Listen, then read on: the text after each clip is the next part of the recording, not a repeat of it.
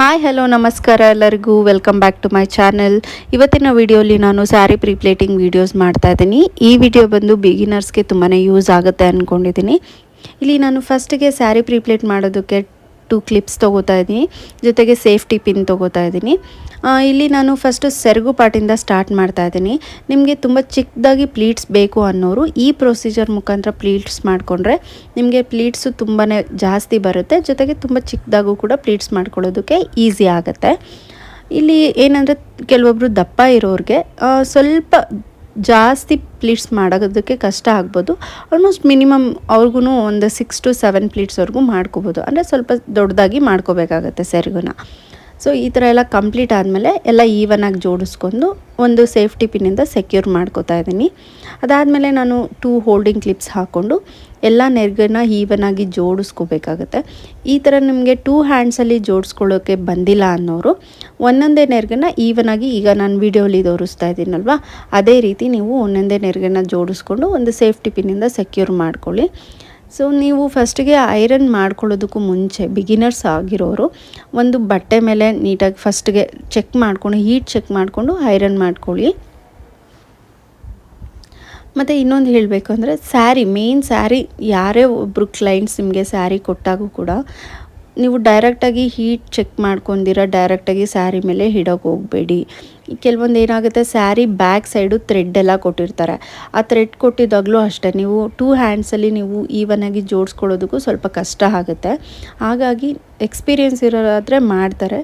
Beginners ಇರೋರು ನೀಟಾಗಿ ಜೋಡಿಸ್ಕೊಳ್ಳಿ. ಜೊತೆಗೆ ನಿಮಗೆ ಒಂದು ಆನ್ಲೈನಲ್ಲಿ ಶೀಟ್ ಸಿಗುತ್ತೆ, ಹೀಟ್ ಪ್ರೊಟೆಕ್ಷನ್ ಶೀಟ್ ಅಂತ ಹೇಳಿ ಆನ್ಲೈನಲ್ಲಿ ಅಮೆಝಾನಲ್ಲೆಲ್ಲ ಸಿಗುತ್ತೆ.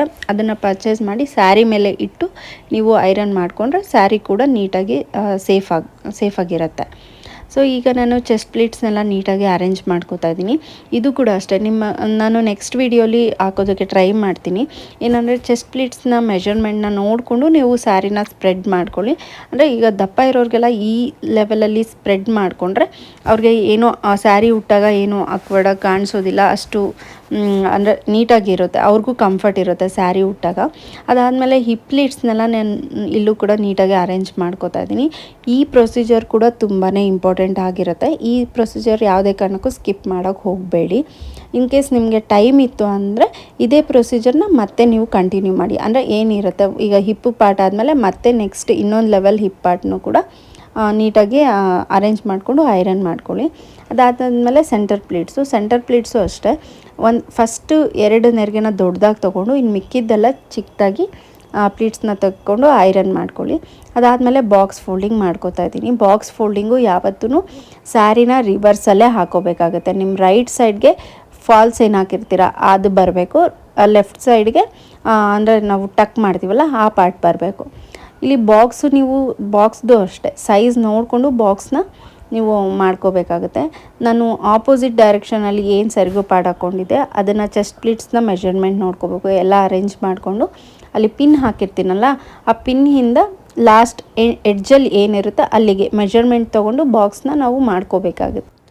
ಎಕ್ಸ್ಟ್ರಾ ಪಾರ್ಟ್ ಏನಿದೆ ಅದನ್ನೆಲ್ಲ ನೀಟಾಗಿ ಫೋಲ್ಡ್ ಮಾಡಿ ನಾನು ವಿಡಿಯೋಲಿ ತೋರಿಸ್ತಿರೋ ಥರ ನೀವು ಬಾಕ್ಸ್ ಫೋಲ್ಡಿಂಗ್ ಈ ಥರ ಮಾಡ್ಕೋಬೇಕಾಗುತ್ತೆ. ಸೊ ಆಲ್ಮೋಸ್ಟ್ ಕಂಪ್ಲೀಟ್ ಆಗಿದೆ.